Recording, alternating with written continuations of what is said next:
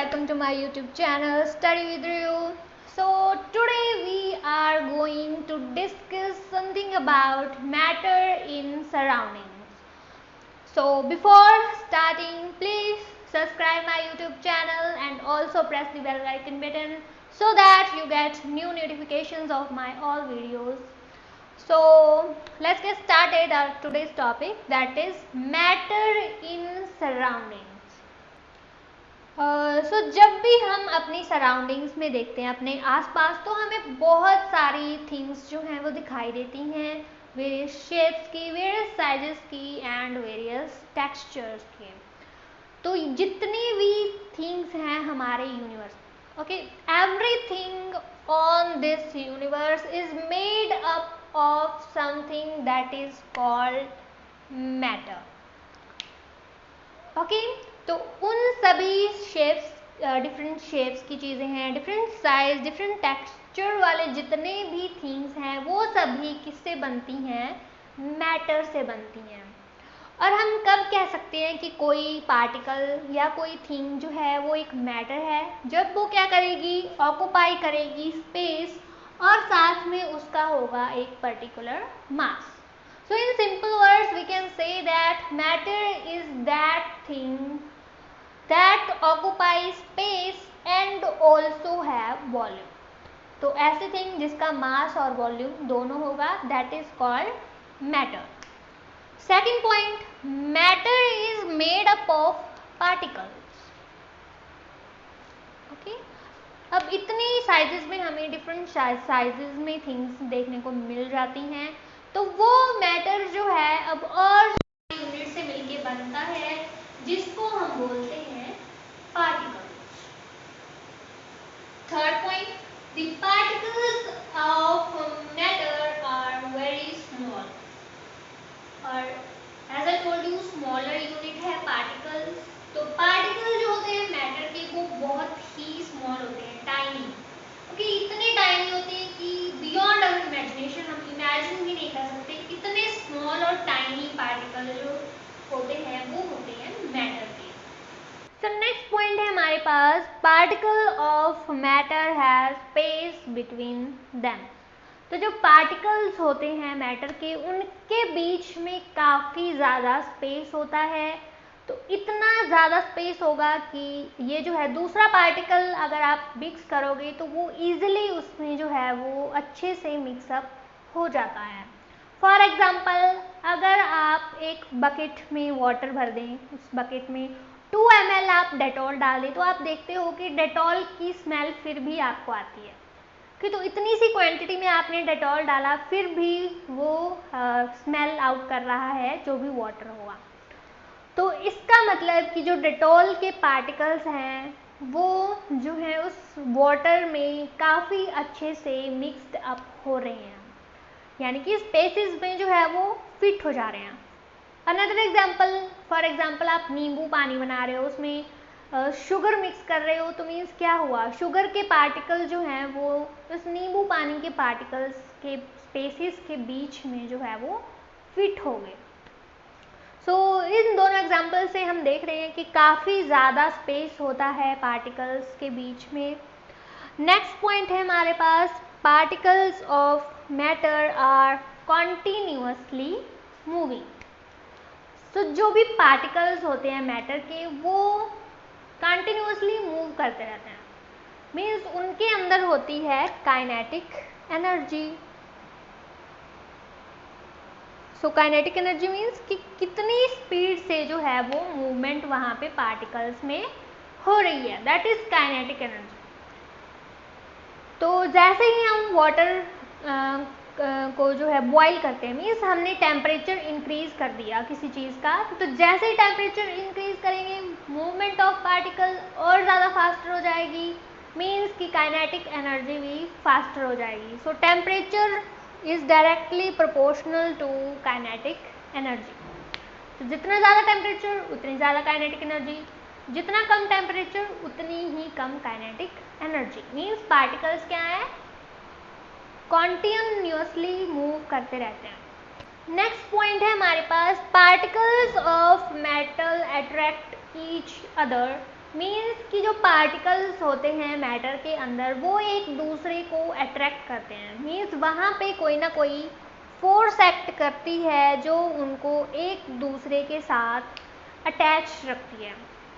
और ये फोर्स की स्ट्रेंथ कितनी है, कम है, ज़्यादा है, वो वेरी करती है कि मैटर कैसा है। सो उसी बेसिस पे मैटर की बहुत सारी स्टेट्स हमें मिल जाती हैं। तो मेनली जो स्टेट्स हैं मैटर की, that is of three types की स्टेट्स हैं। First one solid, second one liquid and third one is gas. So let's talk on these states of matter one by one. So here we have first one is solid state of matter.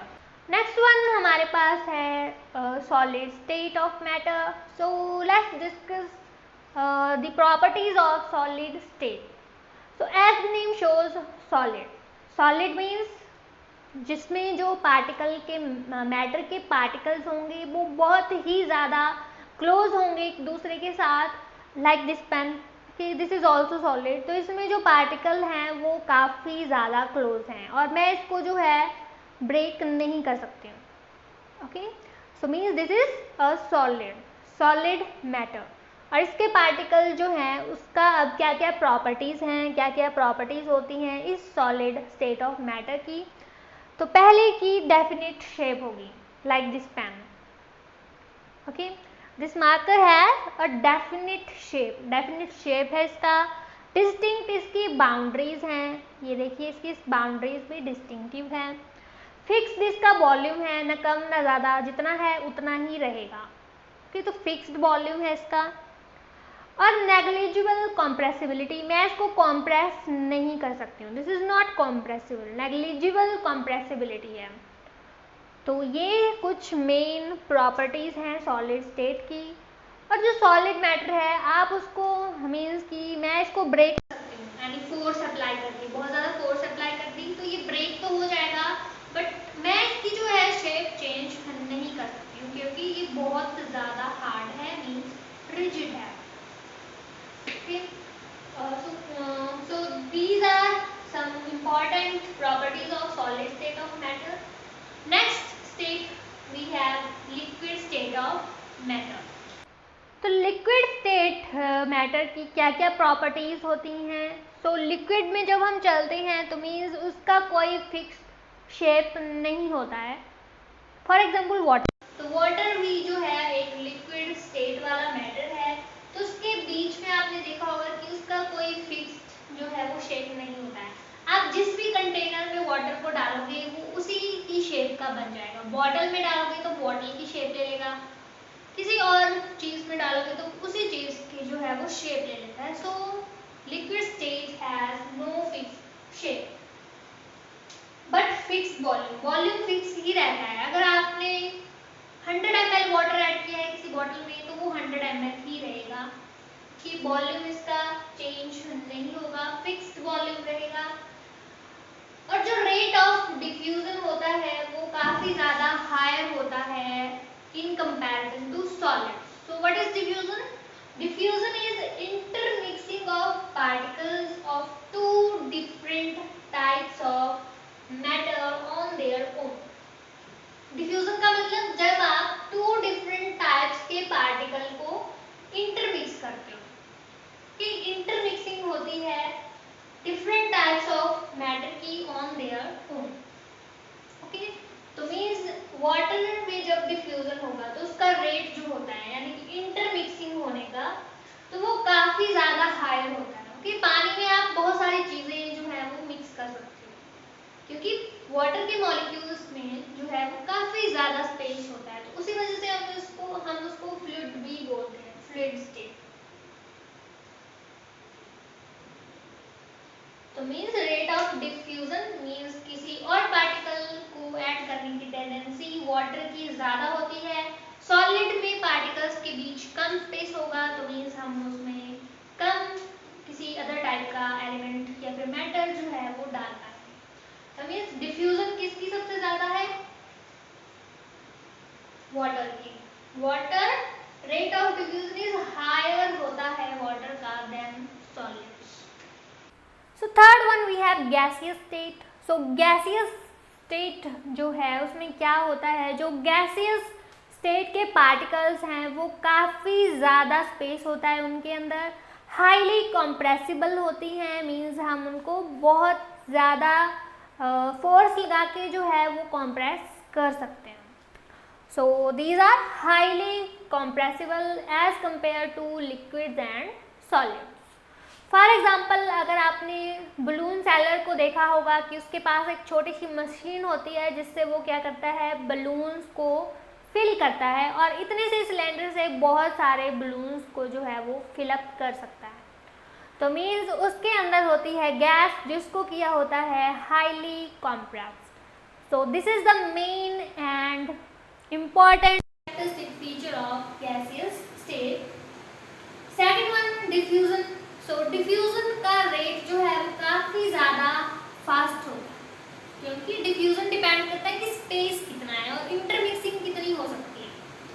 तो gases के बीच में काफ़ी ज़्यादा space होता है, particles के बीच का distance काफ़ी ज़्यादा होता है, जिसकी वजह से रेट ऑफ डिफ्यूजन जो होता है वो बहुत ज़्यादा होता है in comparison to liquids and solids.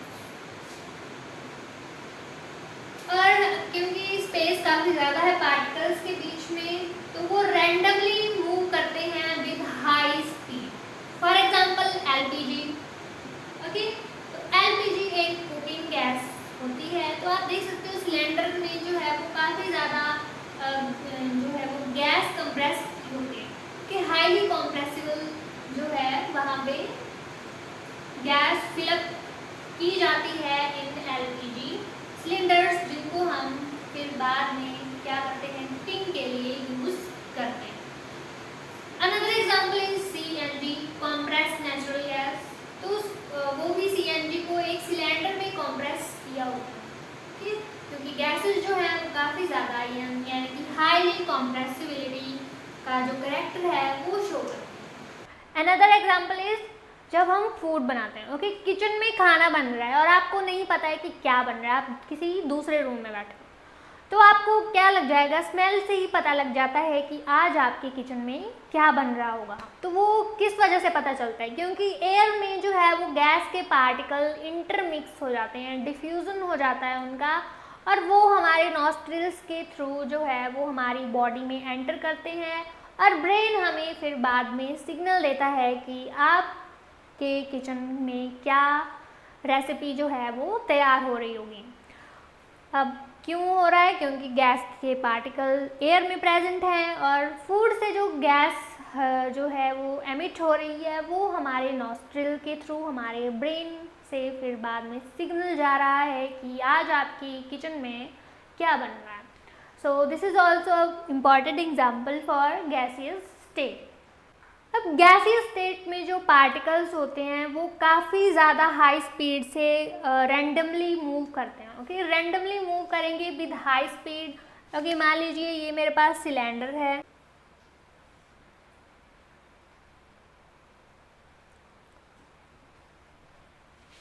तो सिलेंडर में जो पार्टिकल्स हैं वो काफ़ी ज़्यादा हाईली स्पीड से मूव करते हैं, और क्योंकि एक छोटे से स्पेस में हम गैस को कंप्रेस करके दबाते हैं, तो ये पार्टिकल जो है वो पास आना स्टार्ट हो जाते हैं, जिसकी वजह से ये गैस के सिलेंडर के ऊपर जो है वो क्या डालेंगे, प्रेशर एक्सर्ट करेंगे.